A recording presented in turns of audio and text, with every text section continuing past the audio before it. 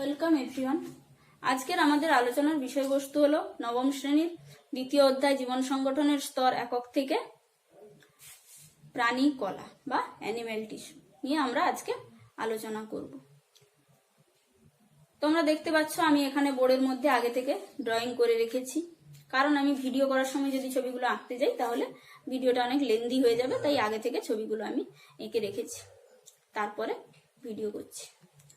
বায়োলজির ক্ষেত্রে ড্রয়িং একটা খুব এসেনশিয়াল স্কিল। এটা তোমাদের অনেকের মধ্যেই আছে, তোমরা অনেকেই ভালো ছবি আঁকতে পারো। আমার পরিচিত অনেকে আছে যারা খুব ভালো ছবি আঁকে, তো দেখতে ভালো লাগে। এটা একটা ইনবর্ন কোয়ালিটি অনেকের মধ্যেই থাকে। আর যারা এই কোয়ালিটিটা অর্জন করতে চাও, আমি বলবো তারা প্রত্যেকটা ছবি 2 থেকে 3 বার করে নিজেদের মতো করে খাতাতে পেন্সিল দিয়ে প্র্যাকটিস করো। তো যাই হোক, আজকের টপিকে আসা যাক, প্রাণী কলা বা অ্যানিমেল টিস্যু। তোমরা জানো টিস্যু কাকে বলে। আগের ভিডিওতে আমি প্ল্যান্ট টিস্যু সম্পর্কে বলেছিলাম। তোমরা যারা ভিডিওটা দেখেছো তারা জানো প্ল্যান্ট টিস্যু 2 প্রকারের, স্থায়ী কলা এবং ভাজক কলা।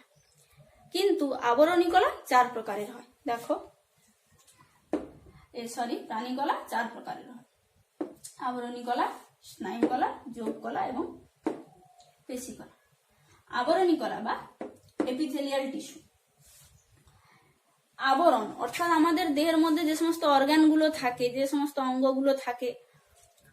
দেখো, এখানে তোমাদের অঙ্গতন্ত্র সম্পর্কে একটা ছোট করে লিখে দিয়েছি: পরিপাকতন্ত্র, শ্বসনতন্ত্র, স্নায়ুতন্ত্র, রেচনতন্ত্র।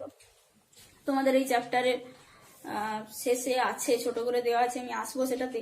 তো যাই হোক, আমাদের যে সমস্ত অর্গানগুলো থাকে শরীরের মধ্যে, মস্তিষ্ক, হৃৎপিণ্ড, ফুসফুস, বৃক্ক, এই সমস্ত অর্গানগুলোকে বাইরের আঘাত থেকে প্রোটেকশন করে, রক্ষা করে। তাই একে বলা হয় কি আবরণী কলা বা এপিথেলিয়াল টিস্যু। এই আবরণী কলা আবার দেখো 5 ধরনের হয়: আয়সাকার আবরণী কলা বা স্কোয়ামাস। এর নামের মধ্যেই আছে আয়সাকার, অর্থাৎ কি মাছের আঁশের মতো আকৃতি বিশিষ্ট হয়, মাছের আঁশের মতো দেখতে হয়, তাই একে বলা হয় আয়সাকার বা স্কোয়ামাস আবরণী কলা। এই আবরণী কলা সাধারণত আমাদের নেফ্রনের বায়োম্যান ক্যাপসুল, হেনলির লুপ এবং ফুসফুসের বায়ুথলির মধ্যে দেখতে পাওয়া যায়। এর কাজ কি? দেহের যে সমস্ত মুক্ত অংশগুলো সেখানে আবরক হিসেবে কাজ করে। আমি বললাম এটা কোথায় পাওয়া যায়? নেফ্রনের হেনলির লুপ, বায়োম্যান ক্যাপসুল। তোমরা ভাবছো হেনলির লুপ কি, বায়োম্যান ক্যাপসুল কি? না, এরপরে তোমাদের যখন আমি সংবহন পড়াবো, রেচন পড়াবো, তোমাদের 3য় অধ্যায়ে আছে, সেখানে আমি নেফ্রনের অর্গানগুলো সম্পর্কে বলবো, সেখানে তোমরা আরো বিশদে জানতে পারবে এগুলো কি। তো যাই হোক, এই গেল আয়সাকার। তারপরে আসছি ঘনকাকার বা কিউবয়েডাল। তোমরা অনেকে লুডো খেলেছো, লুডোর ছক দেখেছো। লুডো গ্রাম বাংলার একটা খুব জনপ্রিয় খেলা, অনেকেই খেলেছো, জানো।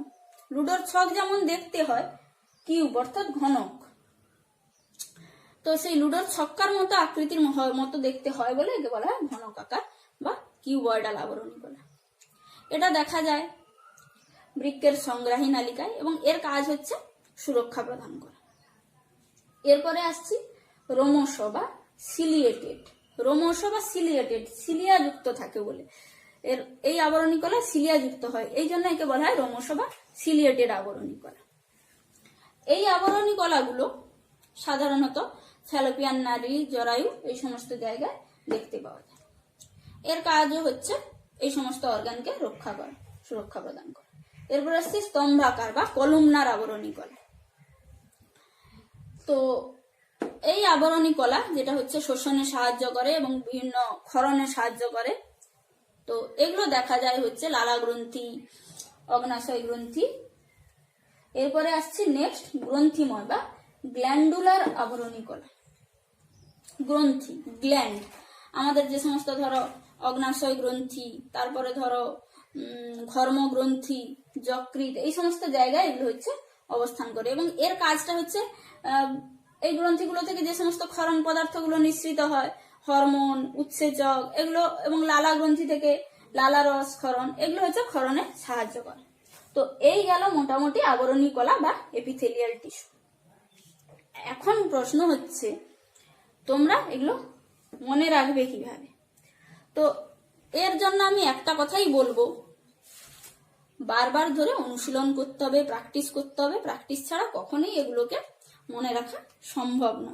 So I am requesting each and everyone in terms of gathering knowledge, মনে রাখার জন্য প্র্যাকটিস করতে হবে, বারবার প্র্যাকটিস করতে হবে, প্র্যাকটিসের কোনো বিকল্প নেই। তো যাই হোক, এরপরে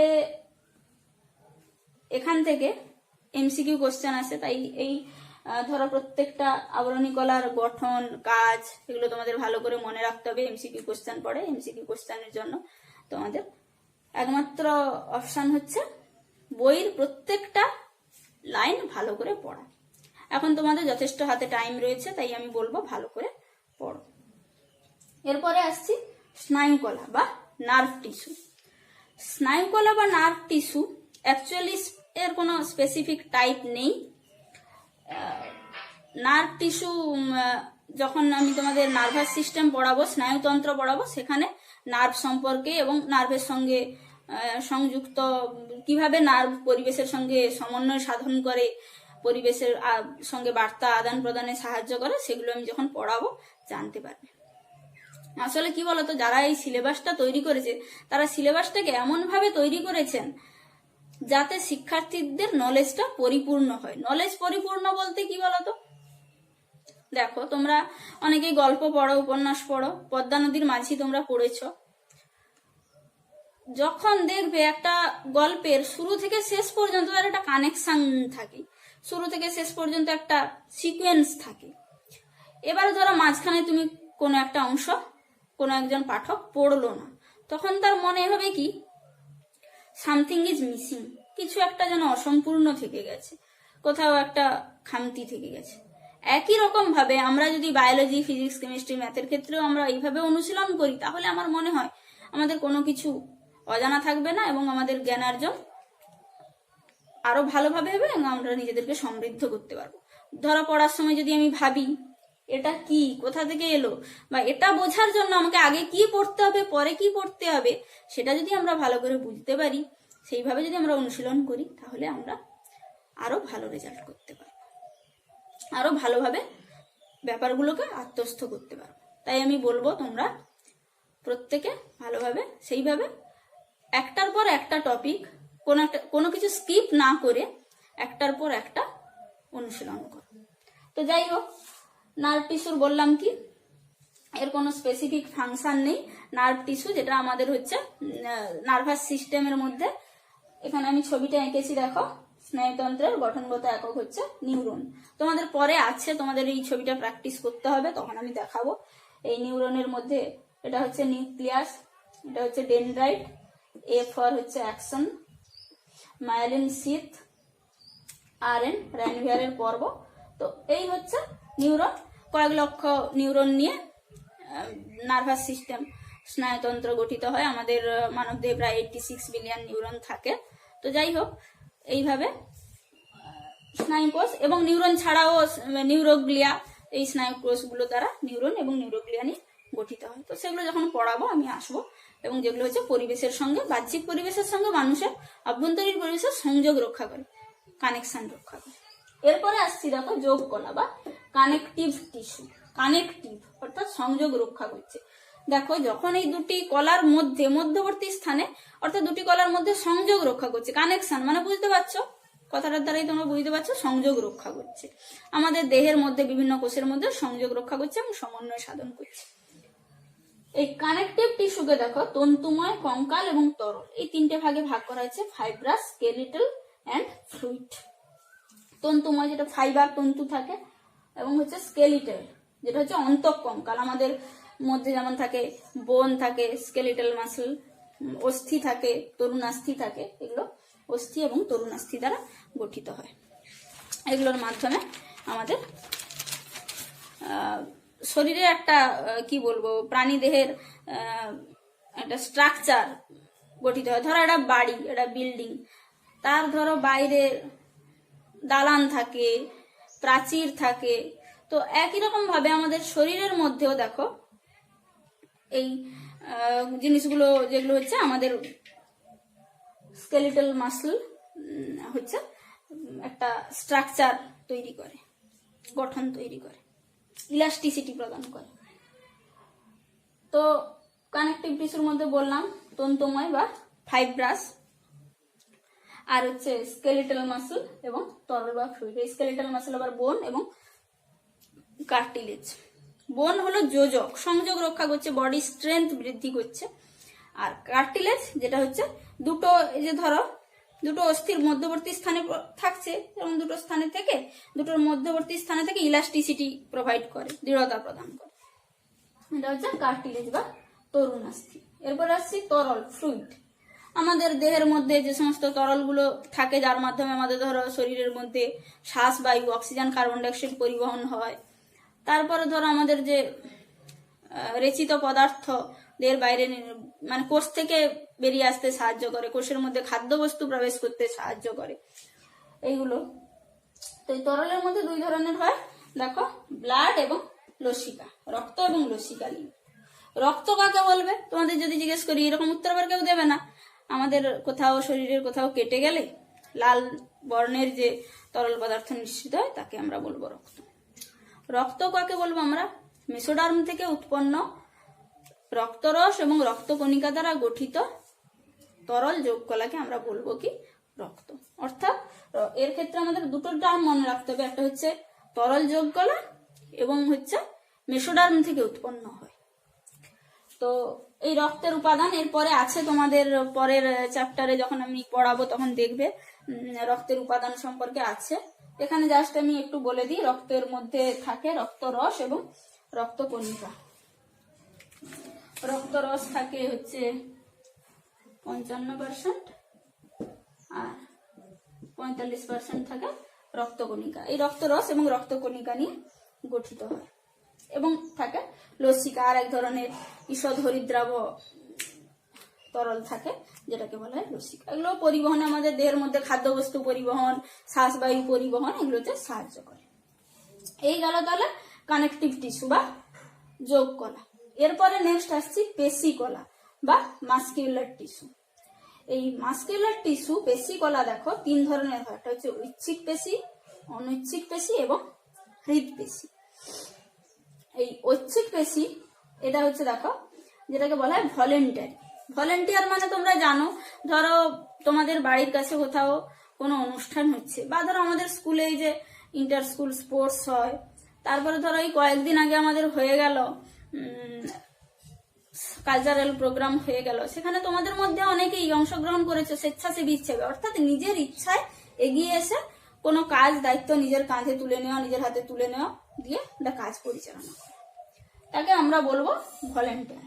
সেই ভলেন্টিয়ারদের মতো তারা যেমন নিজের ইচ্ছায় স্বেচ্ছায় কাজ করে, একই রকম ভাবে ঐচ্ছিক পেশিও দেখো আমাদের যে সমস্ত পেশিগুলো আমরা স্বেচ্ছায় নাড়াচাড়া করাতে পারি তাদের আমরা বলবো কি ঐচ্ছিক পেশি। ধরো আমার হাতের পেশি আমি ইচ্ছে মতো নাড়াতে পারি, পায়ের পেশি আমরা সবাই পা নাড়াতে পারি, ঘাড়ের মধ্যে যে পেশি আছে দেখো আমি ঘাড় নাড়তে পারি।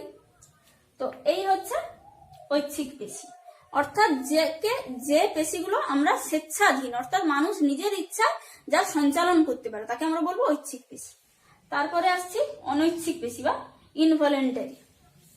অনৈচ্ছিক পেশি অর্থাৎ যেটা ঐচ্ছিক নয়, ইচ্ছাধীন নয়, যে সমস্ত পেশিগুলোকে আমরা নিজের ইচ্ছে আমরা নাড়াচাড়া করতে পারি না, যেগুলো আমরা সঞ্চালন করতে পারি না, সেগুলোকে আমরা বলবো কি অনৈচ্ছিক পেশি বা ইনভলেন্টারি। আর একটা ব্যাপার, ঐচ্ছিক পেশিকে কি আর অপর নাম কি বলতো, বলে কঙ্কাল পেশি। যে দেখো এখানে আমি ছবি এঁকেছি, দেখেছো কঙ্কালের মতো দেখতে, এই জন্য একে বলা হয় কঙ্কাল পেশি। আচ্ছা, তো অনৈচ্ছিক পেশি। এরপরে এটা অনৈচ্ছিক পেশির ছবি, এই যে দেখো। এরপরে নেক্সট আসছে হৃদপেশি বা কার্ডিয়াক যেটাকে বলা হয়। এটা হচ্ছে মোস্ট ইম্পর্টেন্ট কার্ডিয়াক পেশি। এটা শুধুমাত্র থাকে আমাদের হার্টে, আর কোথাও পাওয়া যায় না, হৃৎপিণ্ডে থাকে শুধুমাত্র। এই পেশিটা আবার কি ধরনের হয়, এটা একটা ইন্টারেস্টিং ব্যাপার। দেখো এই হৃদপেশি এর কার্য হচ্ছে অনৈচ্ছিক, অর্থাৎ আমরা হৃৎপিণ্ড আমরা কেউ কি নিজের ইচ্ছায় হৃৎপিণ্ডের সংকোচন প্রসারণ বা হার্ট রেট এগুলো কি নিয়ন্ত্রণ করতে পারি? কেউ কিন্তু আমরা নিয়ন্ত্রণ করতে পারি না, এটা কিন্তু অনৈচ্ছিক। আবার এটাকে দেখতে অনেকটা ঐচ্ছিক পেশির মতো। এই যে দেখো এখানে আমি দেখিয়েছি, এটা হচ্ছে হৃদপেশি। দেখো দেখতে অনেকটা এই ঐচ্ছিক পেশির সঙ্গে সিমিলারিটি আছে, অনৈচ্ছিক পেশির সঙ্গে কিন্তু নেই। এটা হচ্ছে ঐচ্ছিক পেশি, আর এটা হচ্ছে অনৈচ্ছিক পেশি, আর এটা হচ্ছে হৃদপেশি। তো কার্ডিয়াক মাসল, এই যে হৃদপেশি, এটা হচ্ছে মোস্ট ইম্পর্টেন্ট। এবং দেখো এখানে এই হৃদপেশির মধ্যে, এই পেশিগুলোর মধ্যে একটা সংযোগ আছে, এই যে দেখো এইটা, এটা একটা কানেকশন আছে, সংযোগ, এইটাকে বলা হয় ইন্টারকালেটেড ডিস্ক। ঠিক আছে, এই যে সংযোগ রক্ষা করে। এরপরে দেখো প্রত্যেকটাতে নিউক্লিয়াস আছে, হৃদপেশিতেও আছে, ঐচ্ছিক পেশিতেও আছে, অনৈচ্ছিক পেশিতেও আছে। তো এই হৃৎপিণ্ডের সংকোচন প্রসারণ আমরা নিয়ন্ত্রণ করতে পারি না, তাই এটা হচ্ছে এক ধরনের অনৈচ্ছিক পেশি, আবার দেখতে এটা অনেকটা ঐচ্ছিক পেশির মতো। এই হলো ব্যাপার। এরপরে আসছি আমি তোমাদের সিলেবাসে এই পার্টের সঙ্গে ইনক্লুড করা হয়ে আছে অঙ্গ এবং তন্ত্র। দেখো আমি এখানে কয়েকটা ছোট ছোট করে লিখে দিয়েছি। পরিপাক তন্ত্র, তোমাকে যদি জিজ্ঞেস করা হয় যে পরিপাক তন্ত্রের সঙ্গে, এখানে তোমাকে জানতে হবে পরিপাক তন্ত্র কি এবং পরিপাক তন্ত্রের সঙ্গে সংশ্লিষ্ট অর্গানগুলো, কোন কোন অর্গানগুলো আমাদের পরিপাকে সাহায্য করে। তুমি যদি বলো পরিপাক তন্ত্রের সঙ্গে সংশ্লিষ্ট অর্গান হচ্ছে নিউরন, এটা একদমই ভুল কথা, এটা কিন্তু কখনোই সঠিক নয়। তো তাহলে আমাদের এখানে জানতে হবে কোন অর্গানের সঙ্গে সংশ্লিষ্ট অর্গান কোনটা এবং কোনটা আমাদের কি কাজে সহায়তা করে। পরিপাক, তো দেখো পরিপাকতন্ত্রের সঙ্গে সংশ্লিষ্ট অর্গান হচ্ছে পাকস্থলী, গ্রাসনালী, তারপরে ধরো শ্বসনতন্ত্রের সঙ্গে সংযুক্ত ফুসফুস, স্নায়ুতন্ত্রের সঙ্গে হচ্ছে নিউরন, দেখিয়েছি এখানে ছবি এঁকে এক্ষুনি বললাম। রেচনতন্ত্র, নেফ্রন, যখন পড়াবো সেগুলো সম্পর্কে আরো বিশদে বলবো। জননতন্ত্র, পুংজননতন্ত্র, শুক্রাশয়, জননতন্ত্র, ডিম্বাশয়, এগুলো থাকে। অন্তঃক্ষরা গ্রন্থি সমূহ, অগ্নাশয় গ্রন্থি, পিটুইটারি গ্রন্থি, থাইরয়েড গ্রন্থি, এগুলো আছে। এবং ত্বক, এপিডার্মিস, যেগুলো আমাদের দেহের বাইরে আচ্ছাদন হিসেবে কাজ করে। তো এই হলো মোটামুটি ব্যাপার। তো তোমরা বাড়িতে ভালো করে পড়াশোনা করো, তোমাদের বইতে আছে সবই, ভালো করে পড়ো। কোথাও কোনো অসুবিধা হলে আমাকে কমেন্ট করে জানিও। Thank you.